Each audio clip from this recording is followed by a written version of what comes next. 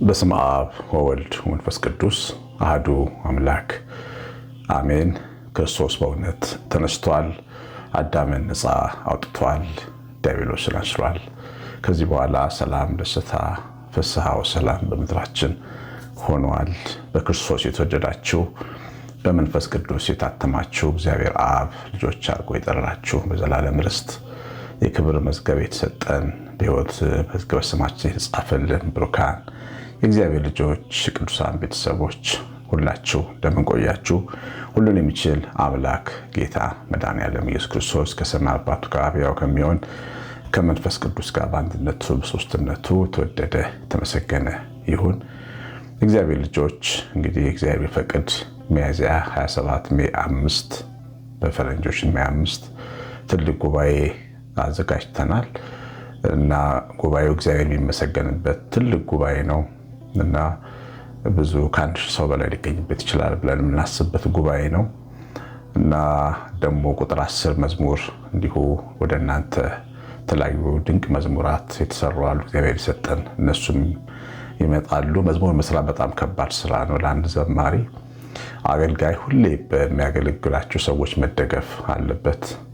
ስቱዲዮ ሄዶ መዝሙር ሰርቶ በጣም ውድ ክፍያ ከፍሎ ነው መዝሙር የሚመረተው። እንዲቀልድ እንዳይመስላችሁ ዩቲዩብ ላይ ስታገኙት ብዙ ዘማሪያን የሚያግዛቸው የለም። ዝም ብሎ በራሳቸው የዘመዱ ቤተሰቦቻቸውን ገንዘብ ይዘው ወጥተው ዘምረው በቃ ይቀራል ፍላሽ ላይ ማለት ነው። ሰዎች ደግሞ እንኳን መዘመር እንዳይችሉ ይሆናሉ። ምክንያቱም ሰው አያውቅም አንድን አገልጋይ እንዴት መደገፍ እንደሚገባና አገልግሎታችን በምናገለግላቸው ሰዎች በጣም መደገፍ አለበት እና ይሄ ፕሮግራም በጣም ትልቅ ፕሮግራም ነው። እግዚአብሔር ይመስገን። አንዳንድ ወንድሞቼ መልእክት ልካችሁልኛል፣ አመሰግናለሁ። ድጋፍ ስላደረጋችሁልኝ።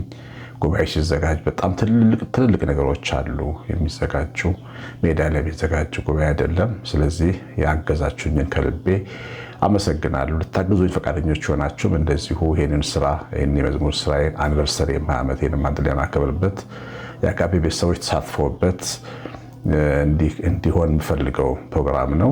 አነጋገሩ 911411380 እናንተ ቤተሰቦቼ ናችሁ። ይህንን የማድረግ ግዴታ አለባችሁ። እኔም ደግሞ ለእናንተ የአማረ የተቀመመ መዝሙርና ትምህርት ይዤ መምጣት ግዴታ አለብኝ። እግዚአብሔር ይባርካችሁ። 911411380 ስልኬ ላይ አሳውቁኝ። ዋትስአፕ፣ ቴሌግራም፣ ቫይበር ላይ አለው።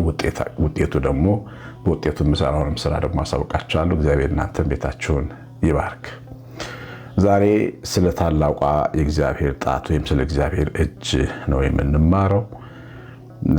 መጽሐፍ ቅዱስ ላይ የሉቃስ ወንጌል ምዕራፍ 1 ከቁጥር 24 ጀምሮ እንዲህ ይላል። ያን ጊዜም አፉ ተከፈተ፣ ምላሱም ተፈታ፣ እግዚአብሔርንም እየባረከ ተናገረ። ለጎረቤቶቻቸው ሁሉ ፍርሃት ሆነ። ይህም ሁሉ ነገር በይሁዳ በተራራማው ሀገር ሁሉ ተወራ። የሰሙት ሁሉ እንግዲያውስ ይህ ሕፃን ምን ይሆን እያሉ በልባቸው አኖሩት። የጌታ እጅ ከእርሱ ጋር ነበረችና። ይሄ ሀሳብ በደንብ እንዲገባን ከፍ ብዬ በ17ኛው ቁጥር ጀምሬ ባነበው የበለጠ ግልጽ የሆነ ታሪኩ በደንብ ግልጽ ሆኖ ይታያችኋል። ይሄ ታሪክ የሚያጠነጥነው በኤልሳቤጥና በዘካርያስ ቤት ዙሪያ ነውና የኤልሳቤጥ የመውለጃዋም ጊዜ ደረሰ፣ ወንድ ልጅም ወለደች። ጎረቤቶቿም ዘመዶቿም ጌታ ምሕረቱን እንዳገነነና ተሰምተው ከእርሷ ጋር ደስ አላቸው። በ8ኛው ቀን ሕፃኑን ሊገርዙት መጡ። በአባቱም ስም ዘካርያስ ሊሉት ወደዱ። እናቱ ግን መልሳ አይሆንም ዮሐንስ ይባል እንጂ አለች። እነርሱም ከወገንሽ ማንም በስሜ የተጠራ የለም አሏት። አባቱ ማን ሊባል እንዲወድ ጠቀሱት። ብራናም ለመኑ። ስሙ ዮሐንስ ነው ብሎ ጻፈ። ሁሉም አደነቁ። ያን ጊዜ አፉ ተከፈተ፣ ምላሱም ተፈታ፣ እግዚአብሔርን እየባረከ ተናገረ። ለጎረቤቶቻቸው ሁሉ ፍርሃት ሆነ።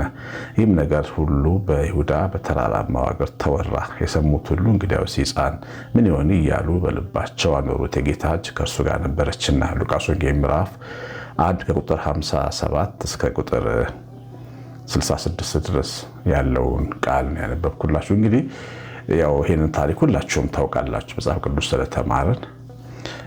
የነ ኤልሳቤጥ ቤት ከዚህ ቀደም ነቀፌታ የተሞላ ቤት ነበረ። ያው ካህን ነው ባሏ ዘካርያስ፣ ከሌዋውያን ቤተሰቦች ናቸው። ኤልሳቤጥ ደግሞ የእመቤታችን የቅድስት ድንግል ማርያም የስጋ ዘመድ ናት፣ ቤተሰብ ናት፣ የእመቤታችን አክስት ናት። እሷም ከቤተ ሌዊ ከአሮን ወገን ነበረች። ቤተ ክህነት ነበሩ፣ ሁለቱም የክህነት ቤተሰቦች ነበሩና ያው የክህነት ቤተሰብ ስትሆኑ ወደ እግዚአብሔር ስትጠጉ አንድ ነገር ሲጎድላችሁ ሰው በቀላሉ እናንተን ለመንቀፍ ይቀለዋል። ኃጢአተኛ ስለሆኑ ነው እንጂ እግዚአብሔርን እያገለገሉ እንዴት እነሱ አይባረኩም የሚል ሐሜት ከሰው ዘንድ ነበረባቸው። ለምን?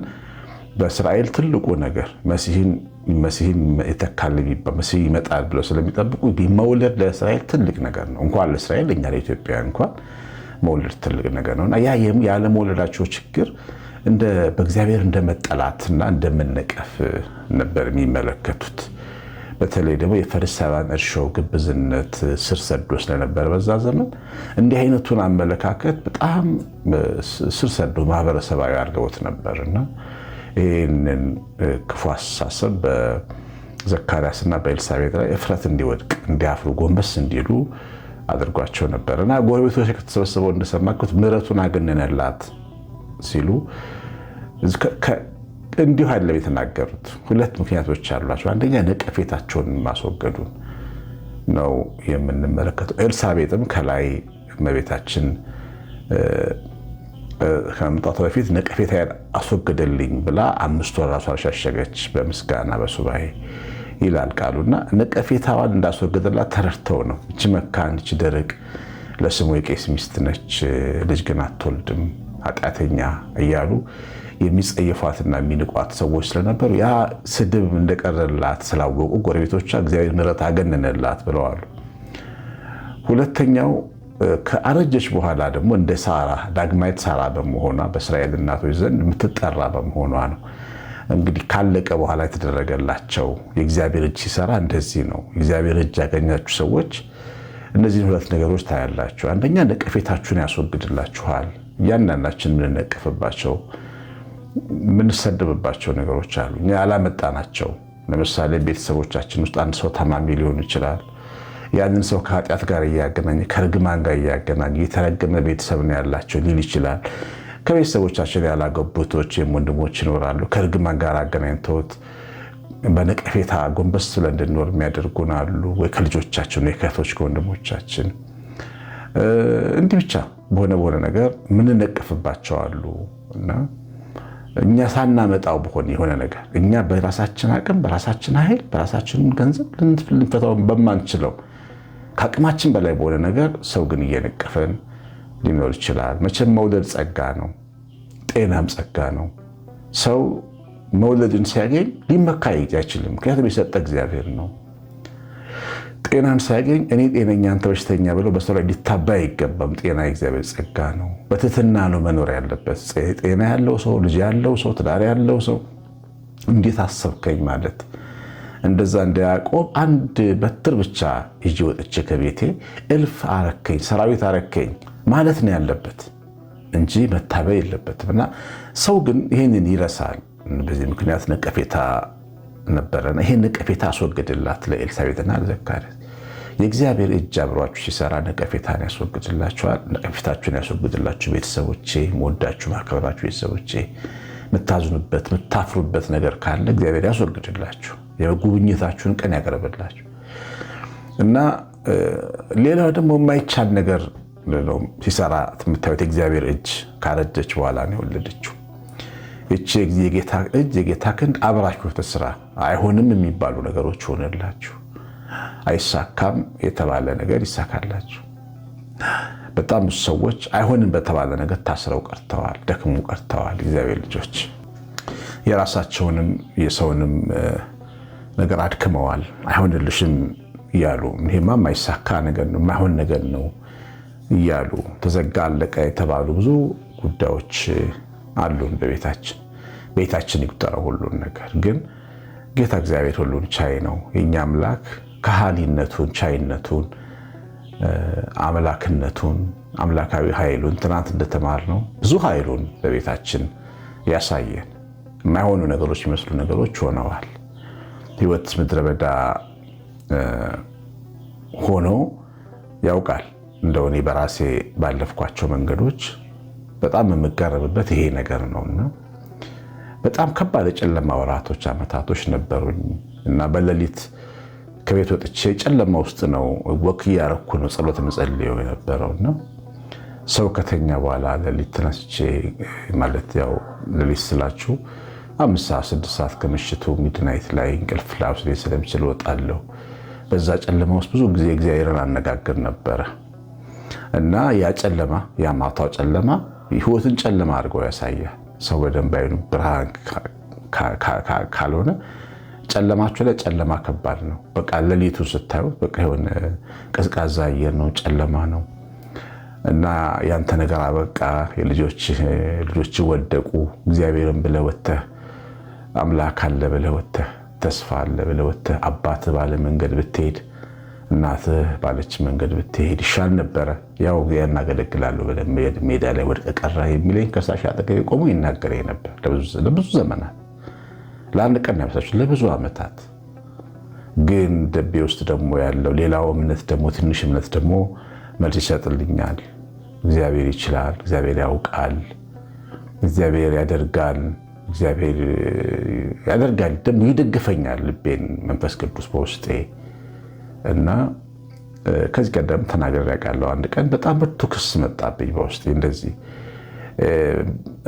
በአገልግሎት ህይወቴ የሚገርማችሁ ሰው ሌላ ነገር እንዲሰራ አልፈልግም። ብዙ ወንድሞችን ብዙ ዘማሪያንን ብዙ ሰባኪያንን ሌላ ነገር እየሰሩ እንዲያገለግሉ ሲሞክሩ ቆጣ ነበር። ለምንድን ነው እግዚአብሔር ማን አለው? ሙሉ ጊዜያችንን እናገግም፣ መጽሐፍ ቅዱስ እያነበብን እያጠናን እንዋል፣ መዝሙር እየጻፍን እንዋል፣ እያሰላሰልን እንዋል። ይሄ ነው የኛ ስራ። እኛን ማኖር አያቅተውም ብዬ ከትምህርት ቤት የሰጧቸው ሰዎች ነበሩ በዛን ሰዓት እና ያንን እየጠቀሰ የታሊያን አምላክ እያለ በጣም ይዋጋኝ ነበር ጠላት። ከዛ እግዚአብሔር ሁሌን በሚናገረኝ መንገድ በሌሊት አንድ የቤት መኪና ትንሽ መኪና መጣች። ማን እንደወረደ ከመኪናው ላይ አላየሁም። ያ መኪና ላይ የተጻፈው ጥቅስ ግን እግዚአብሔር ሊናገር የፈለገበት ጠላት ሲወጋኝ አይምሮዬ ከዛ ጋር ሲታገል እግዚአብሔር ድንቅ ነገር ተናገረ። አልተውህም የሚል ሀሳብ ነው። ያሰብኩትን ሁሉ ሳላደርግልህ አልተውም የሚል ሀሳብ ያለው ቃል ነውና ከዛ በረታው ማለት ነው። እግዚአብሔር ተናገረኝና ቆመኝ። ምንድነው የእግዚአብሔር እጅ አብሮን ሲሰራ አንዳንድ አይሆንም የሚባለው ነገር ሆነ። ያ ተስፋ ደግሞ ተፈጽሟቸዋለሁ በህይወቴ ከዛ በኋላ እና እግዚአብሔር እንዳለው ሆኖ አየሁት። እግዚአብሔርን ማገልገል ክብር እንጂ ውደት አለመሆኑን አሳየኝ፣ መሰከረልኝ እግዚአብሔር እና ይሄ የሁላችንም ነው። እሱ የሁላችን አምላክ ነው። በቃ የሁላችን ተስፋ ስናደርገው ስንተማመንበት ዙሪያችን ጨለማ ሊሆን ይችላል። ለበዳ ውስጥ በረሃ ውስጥ ልንሆን ይችላል። ግን እግዚአብሔር ልጆች እግዚአብሔር እጁ ሊያበራ እንደሚሰራ ወቁ። ዘካርያስና ኤልሳቤጥ ምንም በሌለበት በምክንያት እድሜያቸው ልጅ ወልደው ነው ይኸው የጌታ እጅ ከነሱ ጋር እንደነበረች የተመሰከረላቸው። ይህንን በደንብ ማወቅ ያስፈልጋል። እንግዲህ ልጁ ከተወለደም በኋላ ወደ እግዚአብሔር ቤት ወሰዱት ይላል። ተገረዘ፣ ወደ እግዚአብሔር ቤት ወሰዱት። ለምን? የእግዚአብሔር ስጦታ ከተቀበልን በኋላ ወደ እግዚአብሔር ቤት መወሰድ አለብን። እግዚአብሔር ክብር ይገባዋል። ሲሰጠን መመስገን አለበት። ለሱ መባ፣ ለሱ ሻማ፣ ለሱ ሽቶ ያስፈልጋል። ለእግዚአብሔር የምንሰጠው ነገር የሚፈስ ነገር ልባችን እንደሰጠን እስኪሰማን ድረስ የምናደርግለት ፍቅራችን የምንገልጽበት ነገር ያስፈልጋል። አንድ ጊዜ አንድ ዕቃ ገዛንና ከቤተሰቦች ጋር ጥሩ ነገር ነበርና የገዛ ነው። ከልጆች ጋር ተሰብስበን ወደ መድኃኔዓለም ሄድን። አበባ ይዘን ሄድን ልናመሰግን። አጋጣሚ ደግሞ ጎረቤቴ ወዳጄ ዕቃውን ስንገዛ የዕቃው የጉዳዩ አካል ነበርና ፕሮቴስታንት ሃይማኖት ተከታይ ነው። አብሮን ሄደ። መድኃኔዓለም መኪና እየነዳልን እሱ እኛ መኪና ውስጥ ሆነን አብረን ሄድንና እሱ ያው ግቢ ገብቶ ቆሞ ያያል። እኛ ገብተን ጸሎት አድርገን አመስግነን አበባችንን እናስቀምጠን እናመሰግናለን ብለን ስንወጣ ምን አለ? እናንተ እድለኞች ናችሁ አለ። ቀሲስ እድለኞች ናችሁ አለ። ለምን አልኩት። ቢያንስ ደስታችሁን ስሜታችሁን የምትገልጡበት ቦታ አለ። እውነቱን ነው።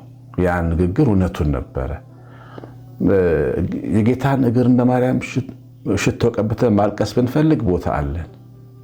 ለጌታችን የሆነ አበባ መስጠት ብትፈልጉ ቦታ አላችሁ። የት እንደምንሄድ እናውቃለን። በዛ ባለን ቦታ ለእግዚአብሔር ፍቅራችንን መግለጽ የጎበኘን የጌታን እጅ አድንቀን ማመስገን ያስፈልጋል። ከነ ልጆቻችን እቁብ ሲወጣላችሁ፣ እድል ስታገኙ፣ ስራ ሲመጣላችሁ፣ ቤተሰብ ሄዳችሁ ከነ ልጆቻችሁ ድምፃችሁን ከፍ አድርጋችሁ አመሰግናለሁ ይሄን አድርገልኛል በሉ። ሁሌ እኛ ምስጋናችንን እንደብቃለን።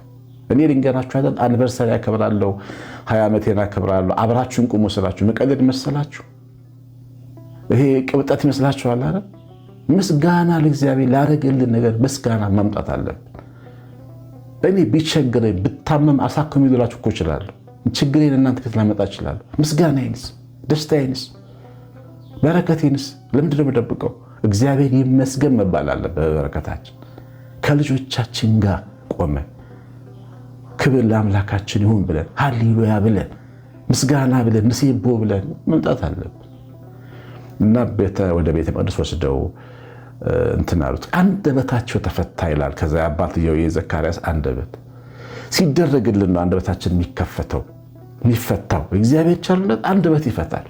አይን አፋሩ እንዲናገር ያደርገዋል። የጌታ ጉብኝት አይን አፋሩ። አንዳንድ ቤተክርስቲያን ስትሄድ ጠዋት ንግስ ላይ ወይ ደግሞ ትልቅ ወራዊ በዓላት ላይ ሰው ለምስክርነት ይመጣል። ብዙ ጊዜ እናቶች ናቸው የሚመጡት። ያው እምነት በጣም ቅርብ ነው ለእናቶችና እናቶች አይን አፋሮች ናቸው። ተከናንበው ነው የሚገቡት። ሲመጡ መድረክ ላይ ግን ለመሰክሩ ሲመጡ ግን አይፈሩም። ስፒከር ሲሰጧቸው ተቀብለው ተናግረው ይወርዳሉ። የተደረገለት ሰው አንደበቱ የተፈታ ነው። የተደረገለትን የሚያስተውል ሰው መቼም ያልተደረገለት ሰው የለም፣ ግን የተደረገለት መሆኑን የሚያስተውልና የማያስተውል ሰው አለ። እግዚአብሔር እንደሰጠው የሚያውቃል። እግዚአብሔር ይስጠው አይስጠው በአጋጣሚ የተቀበለ የሚመስለውም ሰነፋል። ግን የጌታን ቸርነት የተመለከቱ አንደበታቸው የተከፈቱ ናቸው። የጌታን እጅ ያዩ። እናንተ በእውነት የጌታችሁን እጅ አይታችሁ ከሆነ በኑሯችሁ ትናገራላችሁ፣ ትመሰክራላችሁ፣ ትዘምራላችሁ። ሲዘመር ማሸብሸብ፣ ሲነገር እልል ማለት፣ በእውነት ቆሞ መመስከር በጎነቱን የሚያስችል አቅም ይሰጣል። የዘካርያስ አንደበት የተፈታው የተደረገለትና የሆነለትን ጉብኝት ስለተመለከተን እግዚአብሔር ልጆች በጣም ድንቅ ታሪክ ነው። ታሪኩ ሰፊ ነው፣ ግን ይሄን ከተባልን ይበቃናል። እግዚአብሔር እጅ የጌታ እጅ ቤታችሁ ውስጥ አለች ወይ? አልፋለች ወይ? በእውነት በእግዚአብሔር እጅ ተነክታችኋል ወይ? ቤታችሁ ተጎብኝቷል ወይ? ሲጻፉልኝ ኮሜንት አድርጎልኝ። እግዚአብሔር የረዳችሁ ብቻችሁን ያገዛችሁ። አሁን አዲሱ መዝሙር ላይ ደስ የሚል መዝሙር አለ። እግዚአብሔር ብቻውን የረዳው ከሱ ጋር ማንም ያልነበረ ይናገር በአንደበቱ እየዘመረ ማንም ሳይኖር እግዚአብሔር የረዳችሁ ሰዎች ኮሜንት አድርጉ። ረድቶኛል በሉ፣ ምስጋና ይገባል ብላችሁ ጻፉ። እግዚአብሔር ከእናንተ ጋር ይሁን። ማሳሰቢያን እንዳትረሱ። 9114138 ስልኬ ነው። ጸጋው ብርሃን በሁላችን ይብራ። የእመቤታችን በረከት የምላት ጥበቃ አብሮን ይሁን። ቀሲስ አሸናፊ ገብረማርያም ነኝ። ያው ኮሜንት ማድረጋችሁን ጠብቃለሁ። ሰላም